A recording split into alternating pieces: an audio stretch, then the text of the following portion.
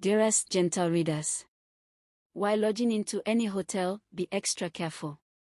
Notify your loved ones of your location, because some in are one way in, you go in but you never come out. It was on a rainy evening when a young trader named Obi arrived at the hotel being owned by Madam T and her son. Ifeanyi was tired from traveling far carrying a small bag of goods he planned to deliver at the next town.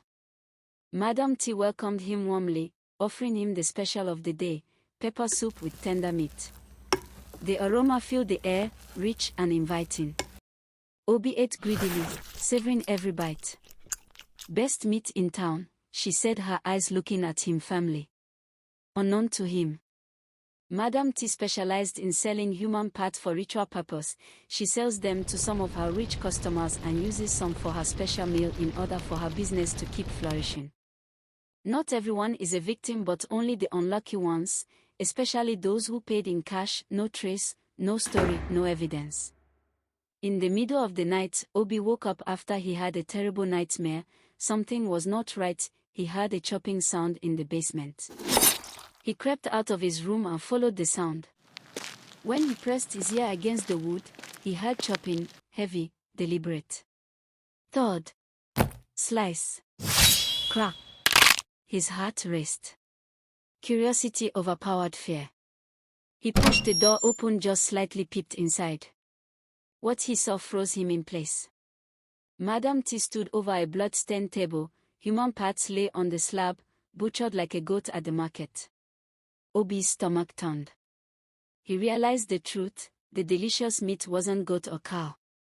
It was human. The floor creaked under Ifeanyi's foot.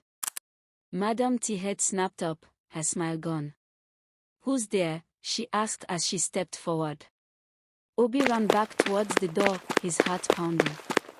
Doors were closing behind him as if the hotel itself conspired to trap him.